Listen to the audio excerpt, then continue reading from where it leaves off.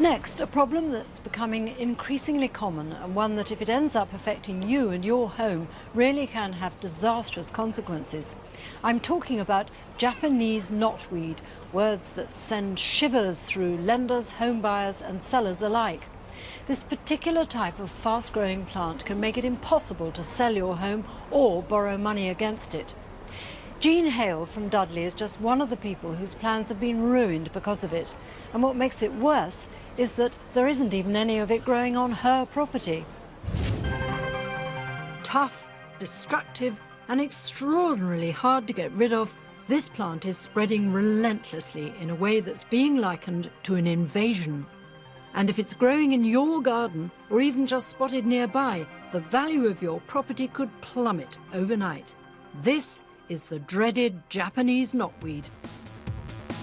It's officially considered a pest species thanks to its ability to shoot up to more than 7 feet tall and suppress every other plant around. So it's no surprise that Jean Hale is worried by what's growing just a few meters away from her garden on land owned by the local council. That's some of the knotweed there, and also it's also growing up the bank up there. Jean's lived here in Dudley in the West Midlands for 40 years, but for the last 10 of those, she's been nervously watching what's growing on the other side of her fence. The council has treated the knotweed regularly ever since it was first spotted, but it's still there. I'm worried because, you know, it could damage my property, and it's quite concerning, really. The knotweed hasn't spread onto Jean's land. Even so, it's already had a direct impact on her home. Jean suffers from osteoarthritis, and 2 years ago she attempted to borrow £4,000 against her house so that she could adapt her bathroom to make it easier for her to use. I have difficulty getting the legs over to get into the bath. That's the only assistance I've got to getting in the bath, but when you can't bend your knees properly because it's painful. Jean applied for the loan, and a surveyor came round to make sure the house was enough security for the debt. We just checked the house and see if that was fine, and then he went down out of the gates and down the bank, the side of the house, and that's when he saw the knotweed.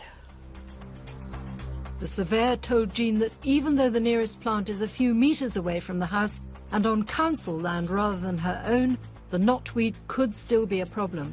And so it proved. A few days later, she received news that the lender, a company called Just Retirement, wouldn't lend her the money she needed. They said the roots of the knotweed could pose a threat to the house and be an insurance risk. It was a shock because I didn't know that knotweed was such a problem, and apparently there's quite a lot of it about.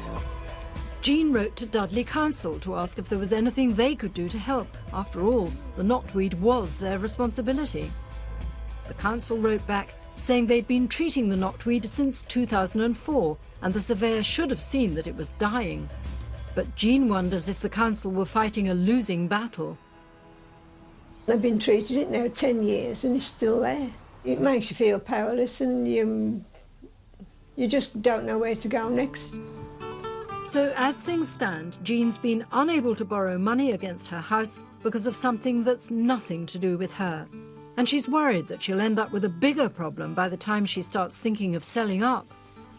I wouldn't like to move this house as yet because it's a shame because of the view and everything and all the work we've put into it, but eventually I'm going to have to consider it because I shall have difficulty getting up the stairs and up the steps outside eventually. As Jean's discovered, some lenders, including big-name banks and building societies, can take a hard line on this, refusing mortgages on properties where knotweed may be an issue. Mike Clough is a leading expert in this most invasive of plants and knows better than most how quickly it can threaten homes. So this is a typical example of Japanese knotweed, growing in a hedgerow. 3-4 weeks ago, there would have been nothing there at all. Really? Yeah, grows at a rate of about a foot a week at this time of year. Very rapidly gets to this height. Typical red-flecked stems, broad bamboo-like arching growth, thick waxy leaves, very, very thick. It's one of the ways that you can identify Japanese knotweed. The quick growth above ground is mirrored beneath the soil, where the knotweed can spread for up to 7 metres before shooting up above the surface. And wherever knotweed wants to go, next to nothing can stand in its way, even hard surfaces like tarmac and concrete. So if you are a householder and you're under attack by Japanese knotweed, what can you do about it? What I would always try and do is find out where the knotweed has originated from and then contact the landowner that the knotweed is on. Don't do it in an aggressive manner, don't threaten to sue them, just say, are you aware that you have Japanese knotweed on your land? Let's try and come up with a strategy whereby we get rid of the plant. If that fails, there are legal precedents in place for you to take action against the adjacent landowner, even if that's the council. The fundamental issue here is that mortgage lenders simply don't have a blanket approach to how Japanese knotweed should be dealt with. Each will have its own policy, which can vary from what seems like panic at the mere mention of the name to a more flexible approach tailored to individual cases. But there are signs that the industry wants to end the confusion and the inconsistency.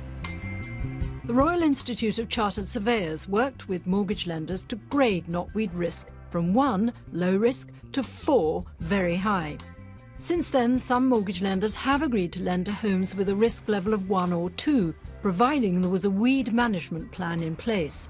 Under those criteria, Jean's house would be considered low risk, meaning a loan could be possible. But when we spoke to Just Retirement, who had refused Jean the loan, they weren't budging. They told us they have a low-risk approach to property underwriting, and they do not accept properties where saleability is negatively impacted. They say that's definitely the case with houses affected by knotweed, and they're confident most other lenders would agree with them. They also point out that homes like Jean's, where knotweed is within influencing distance but not on her land, can be worse, as the homeowner is not in control of the eradication process.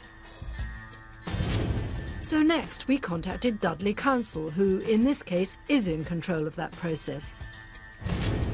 They stress that the treatment they've been applying to the knotweed since 2004 has had significant success in both killing it and controlling any regrowth. They say further treatment is planned, but an assessment shows that the knotweed is under control and they're not aware of it causing any damage to her house. They made it clear that they sympathise with Jean's predicament, adding that in their opinion, surveyors and mortgage lenders can show a lack of understanding and indeed overreact when it comes to knotweed. But there is now hope for Jean and indeed for anyone else in the same situation. The Royal Institute of Chartered Surveyors has told us about a group called the Property Care Association, who understand exactly what information lenders are looking for in cases like this. They can do an independent assessment on the knotweed, usually free of charge, and then advise on the best way to manage it. All being well, the plan they come up with will reassure mortgage companies that houses like Jean's aren't high risk. It's a positive new avenue for Jean to pursue, but in the meantime she's frustrated that something so completely outside her control has affected her this way. It's a very depressing thing, you know, it gets to you some days. I love my plants, I love my garden, but as for knotweed, I definitely don't like that.